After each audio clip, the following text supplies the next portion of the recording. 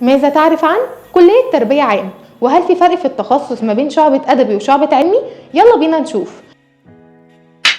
كلية تربية تم إنشائها سنة 1966. مدة الدراسة فيها 4 سنين. تعالوا بقى نتكلم عن الأقسام بتاعة الكلية. أول قسم معانا وهو قسم اللغة العربية، وعندنا كمان قسم اللغة الإنجليزية، وعندنا قسم اللغة الفرنسية، وقسم اللغة الألمانية، وكمان قسم التربية، وقسم علم النفس، وعندنا قسم المناهج وطرق التدريس، وعندنا قسم أصول التربية، وعندنا قسم الصحة النفسية، وقسم الإدارة التربوية، وسياسات التعليم، وقسم تكنولوجيا التعليم، وقسم العلوم الاجتماعية.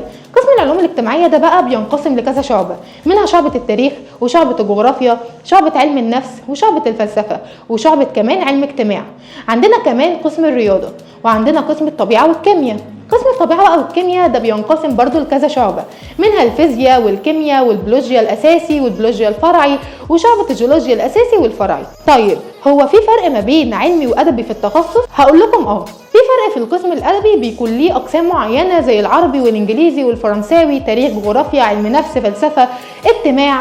أما بقى القسم العلمي فده بيشمل باقي الأقسام كلها زي الكيمياء، الفيزياء، البيولوجيا الأساسي، الجيولوجيا الفرعي أو جيولوجيا أساسي، وكل الحاجات دي. وكمان بيشمل برنامج البكالوريوس في العلوم والرياضة.